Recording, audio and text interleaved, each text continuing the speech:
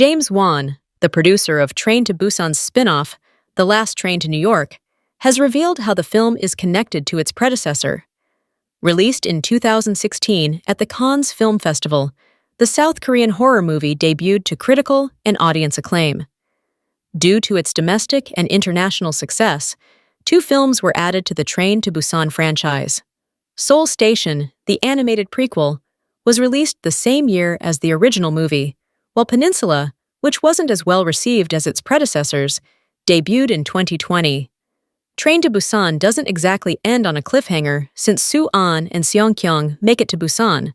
However, there's always been interest in a continuation, which is why an American remake of the horror movie was set to be a new addition to the franchise. While speaking to Entertainment Weekly, Wan offered some details about the spin-off film and The Last Train to New York's production status. Check out his full comments below.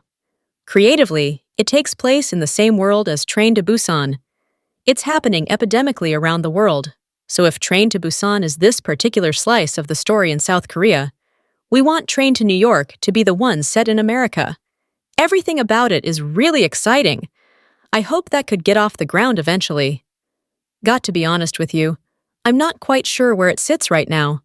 A few months after Train to Busan was released, Gaumont acquired the rights to an English-language iteration of the zombie horror film.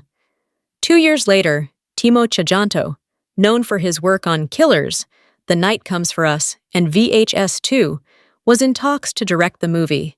Warner Brothers and Gaumont set April 21, 2023, as the release date for The Last Train to New York.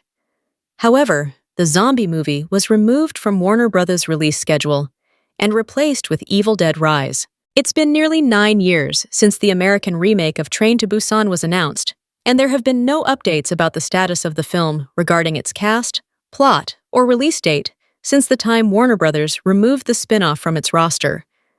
Given the lukewarm reception that Peninsula received, it wouldn't be surprising if Warner Brothers Studios isn't going ahead with The Last Train to New York, even if it is set in the same world as Train to Busan.